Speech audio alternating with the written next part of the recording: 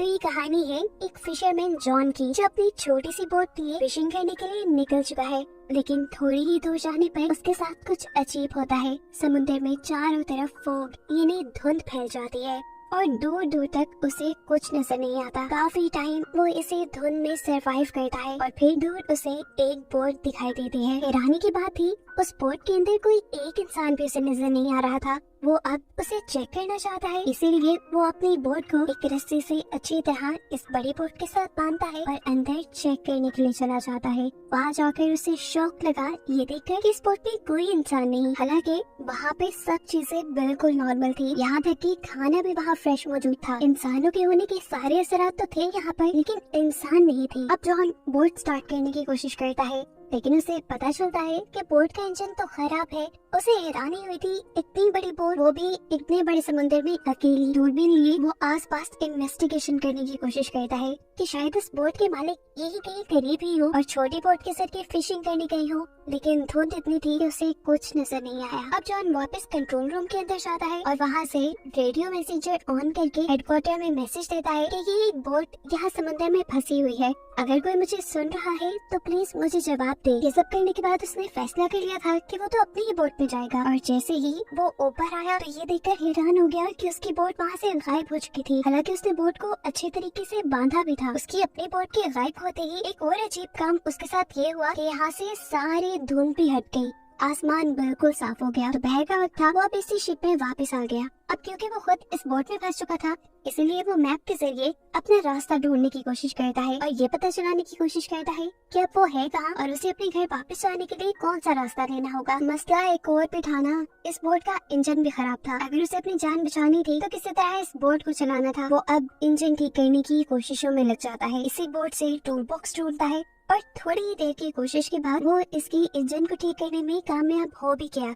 ये उसके लिए बहुत बड़ी अचीवमेंट थी। अब बोट काम कर रही थी, वो इस बोट को कहीं भी ले जा सकता था, लेकिन रास्ता तो समझ आए, इसीलिए वो दोबारा कंट्रोल रूम से कांटेक्ट करता है, लेकिन कोई भी उसे जवाब नहीं देता। फिर बेचारा दोबारा ऊपर आ जाता है और ऊपर आते ही उसे वॉशरूम जाने की जरूरत पड़ जाती है। कोई देख तो रहा नहीं था उसे, नीचे जाने की बजाय वो समंदर में ही काम करने का डिसाइड करता है। लेकिन तभी अचानक कोई उसे पीछे से धक्का दे चुका था, जिसकी वजह से वो गिर गया। वो पानी में भी डूब सकता था, लेकिन रेलिंग को पकड़ के उसने बड़ी मुश्किल से अपनी जान बचाई। हवा का प्रेशर भी इतना तेज था कि उससे वापस आना भी मुश्किल हो गया। अब बस वो डूब ही जाता, लेकिन वो हिम्मत नहीं हारता और रेलिंग को पकड़े पकड़े ही इस बोट के अंदर वापस आ जाता है। इस सारे चक्कर में उसका काम नहीं हो पाया था, इसीलिए वो नीचे टॉयलेट में गया। जहाँ जाते ही किसी ने जोर से उसका दरवाजा बंद कर दिया। इस चीज पे जॉन ने ज्यादा ध्यान नहीं दिया, क्योंकि उसे लगा था शायद हवा के प्रेशर की वजह से बंद हुआ है। लेकिन जैसे ही वो फारिग होकर पीछे मुड़ा तो दरवाजा लॉक था, वो भी बाहर से। अब इस दरवाजे को वो हर जगह से खोलने की कोशिश करता है, अपने पॉकेट से कॉइन निकाल कर खोलने की भी कोशिश करता है, लेकिन ये चीज कामयाब नहीं हुई।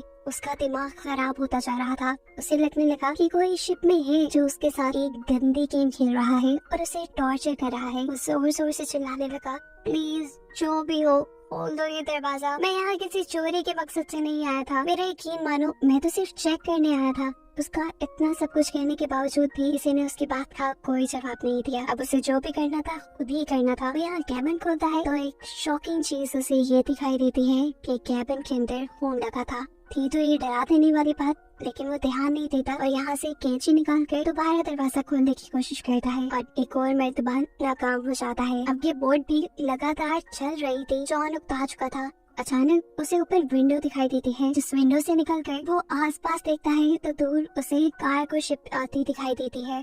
उसने देखा कि कार्गो शिप की डायरेक्शन बिल्कुल उसकी शिप की तरफ है। अगर कार्गो शिप यहाँ आई तो उसकी शिप तबाह हो जाएगी और वो मर जाएगा। अपनी जान बचाने के लिए वो कार्गो शिप को कोई सिग्नल देना चाहता था, पर कैसे देता? वो फंसा हुआ था यहाँ पर। अपनी शर्ट निकाल कर वो कार्गो शिप को सिग्नल देता है, लेकिन कार्गो शिप का कोई भी इंसान उसे देख नहीं पाया। अब उसे किसी तरह अपनी जान बचानी थी तो अपनी शिप को रोकना था, वरना कार्गो शिप इसे तबाह कर देती। तभी उसे विंडो के ऊपर एक रस्सी दिखाई देती है और उसे आइडिया आता है कि क्यों ना वो इस रस्सी के जरिए ही शिप को रोके। वो रस्सी को बांध बूंद कर बाहर फेंकता है ताकि बोट रुक सके, लेकिन यहाँ उसी के साथ बुरा हो गया। वो रस्सी उसी की शिप के फैन के साथ लिपट गई और बाथरूम के अंदर से वो रस्सी उसके गले के अंदर अटक गई। उसका गला तो अब घुट रहा था, वो मर जाता लेकिन वो बड़ी मुश्किल से किसी और टूल के जरिए इस रस्सी से अपनी गर्दन छुड़वाता है। गर्दन पूरी लाल हो गई थी, वो मरने ही वाला था लेकिन बच गया। खैर, रस्सी के फैन में लिपटने की वजह से ये शिप तो रुक गई थी, लेकिन ये फिर भी काफी नहीं था। कार्गो शिप फिर भी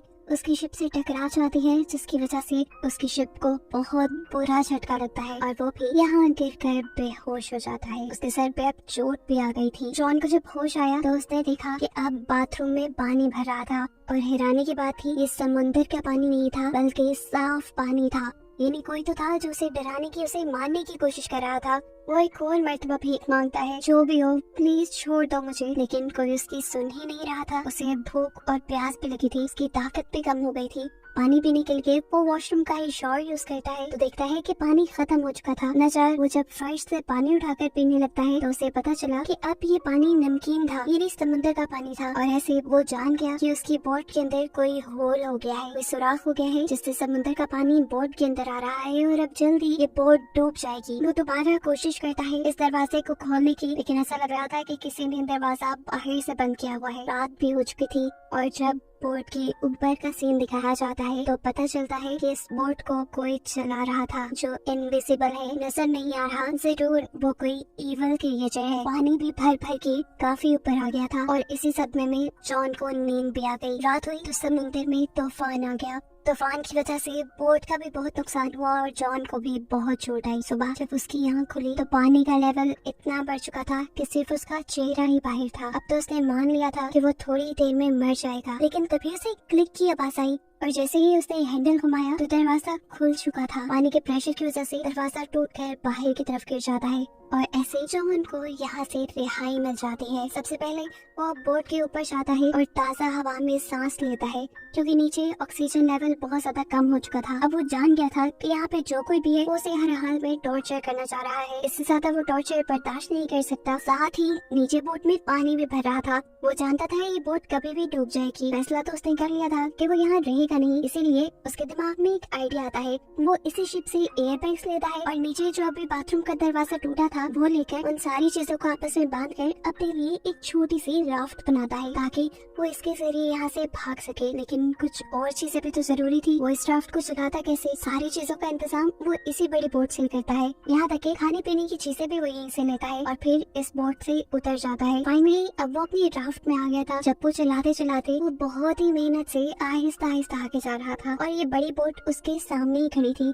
घंटों गुजर जाते हैं, वो भी ज्यादा सफर तय नहीं कर पाता और देखता है कि वो बोट भी वैसे की वैसी ही खड़ी है, जिसके बारे में उसे लग रहा था कि वो 5 से 10 मिनट में डूब जाएगी। अगर वो अभी तक नहीं डूबी तो इसका मतलब है कि वो डूबेगी नहीं। यही सोचते हुए उसके दिमाग में आइडिया आता है कि क्यों ना जाकर इसी बोट के लीकेज सिस्टम को ठीक कर दूं। ऐसे मैं भी आराम से उसी बोट में सफर कर पाऊंगा। यही सोचते हुए वो इस बोट पे वापस आता है। सबसे पहले बोट की लीकेज ठीक करता है और फिर एक पंप बनाता है, जिससे कि बहुत ही आसानी से बोट में मौजूद सारा समुद्र का पानी समुद्र में वापस आ चुका था। लीकेज खत्म करने और पानी निकालने के बाद इस बोट में जितनी भी प्रॉब्लम्स थी उसने वो सारी प्रॉब्लम्स ठीक कर दी और इस बोट को बाहर से भी रिपेयर कर दिया ताकि आगे कोई मसला ना हो सफर में। ये सब करने के बाद वो दोबारा रेडियो के जरिए मदद बुलाने की कोशिश करता है, लेकिन इस मर्तबा भी जब उसे कोई जवाब नहीं मिला तो ना चाहे वो अब बोट के ऊपर आ गया। उसके पास मैप था। वो दोबारा रास्ता ढूंढने की कोशिश करता है और इस बोट को चलाता है, लेकिन एक और मर्तबा ये बोट उसे धोखा दे देती है और चलती ही नहीं। वो बोट बिल्कुल स्टिल हो गई थी,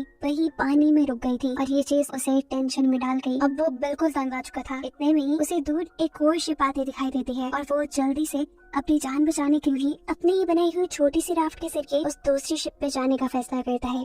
और जैसे ही वो अपनी राफ्ट लेकर उसके लिए निकलता है तो ये शिप खुद ब खुद चल जाती है और इतनी तेजी से उसका पीछा करने लगती है कि उसे लग रहा था कि ये शिप उसे कुचलकर मार ही देगी। वो अपनी स्पीड और बढ़ा देता है, लेकिन कोई फायदा नहीं था क्योंकि उस बड़ी शिप ने अपनी स्पीड और भी ज्यादा तेज कर ली थी। और इससे पहले कि अब ये शिप उसे टकरा जाती, वो अपनी राफ्ट के ऊपर से जंप कर देता है और तैरते हुए दूसरी बोट तक जाने का डिसाइड करता है। लेकिन इतने में वो दूसरी बोट जा चुकी थी और ये देखकर वो समझ गया कि इस बोट पे कुछ तो इविल है जो उसे अपने से दूर नहीं जाने दे रहा। उसने सोच लिया था कि चाहे वो पानी में मर जाएगा लेकिन उस बोट में नहीं जाएगा। शाम होने तक वो पानी में ही तैरता रहा, लेकिन अब पानी का टेम्परेचर बहुत ज्यादा गिर गया था। पानी बहुत ठंडा था और नीचे डॉल्फिन्स भी थी। अब सर्दी से बचने के लिए वो दोबारा बोट पे आ जाता है। तबीयत उसकी इतनी खराब हो गई थी कि उसने कुछ नहीं सोचा और जाकर ब्लैंकेट लेके रूम में सो गया। सुबह में जब उठा तो उसने दोबारा यहाँ से बाहर निकलने का फैसला किया, लेकिन अब उसके रूम का दरवाजा भी बंद हो गया था। वो बुरी तरह फ्रस्ट्रेट हो गया। उसके साथ ये हो क्या रहा था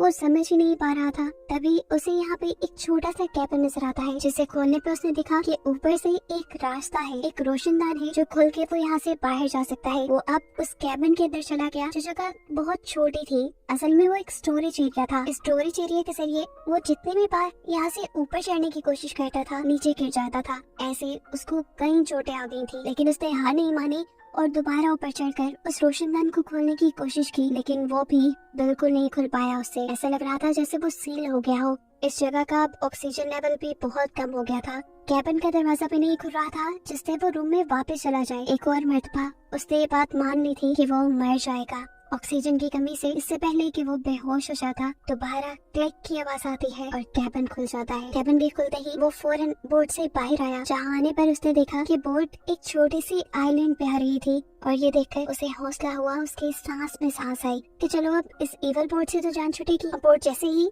आइलैंड के किनारे पे पहुँचती है, जॉन भी फौरन इस बोट से उतर जाता है। उसे लग रहा था कि इसी आइलैंड पे कोई इंसान है जो उस बोट को कंट्रोल कर रहा था और जॉन को टॉर्चर कर रहा था। करीब पड़ा उसने एक रॉड उठा लिया उस आदमी को मजा चखाने के लिए, लेकिन जैसे जैसे उसने इस आइलैंड को एक्सप्लोर किया तो वो शॉक रह गया कि इस आइलैंड पे तो इंसान का नामो निशान नहीं था। एक और मर्तबा परेशान हो गए। वो इस आइलैंड से जब बाहर निकला तो एक नए मंजर ने उसे परेशान कर दिया। वो बोट जो उसे यहाँ लेकर आई थी, अब उसी के सामने वो दोबारा चल रही थी, जैसे वो अपना एक दूसरा शिकारी ढूंढने जा रही हो। और ये देखते हुए जॉन को 100% यकीन हो गया कि उस बोट का और इस आइलैंड का कंट्रोल 100% इवल एनर्जीज के हाथ में है। उसे यहाँ से निकलना था। उसकी एक जिंदगी थी। कुछ छानबीन करते हुए वो इस आइलैंड की सबसे ऊंची जगह पे चला जाता है तो उसे करीब एक दूसरा आइलैंड भी दिखाई देता है, जिसपे क्या हो रहा था उसे नजर नहीं आया। तब घूमते घुमाते वो आइलैंड की पिछली तरफ आ गया, जहाँ आने पर वो शॉक रह गया क्योंकि ये वही जगह थी जहाँ से जॉन ने मूवी के स्टार्ट में अपना सफर शुरू किया था। और यहाँ पर उसकी बोट भी पहले की तरह ही बंधी हुई थी और इस जगह पर अब पहले की तरह इंसान भी थे। ऐसा लग रहा था कि जैसे कुछ हुआ ही ना हो। जॉन ने सब देखा, उसका वो बुरा सपना हो, लेकिन वो सब जॉन के साथ हकीकत में हुआ था। उसकी बोट यहाँ तक कौन लेकर आया था और इस आइलैंड की हकीकत क्या थी? जॉन के साथ जो कुछ हुआ था उसके पीछे किस चीज का हाथ था, ये मूवी में नहीं बताया जाता और मूवी इन्हीं सवालों के साथ यहीं पर खत्म हो जाती है।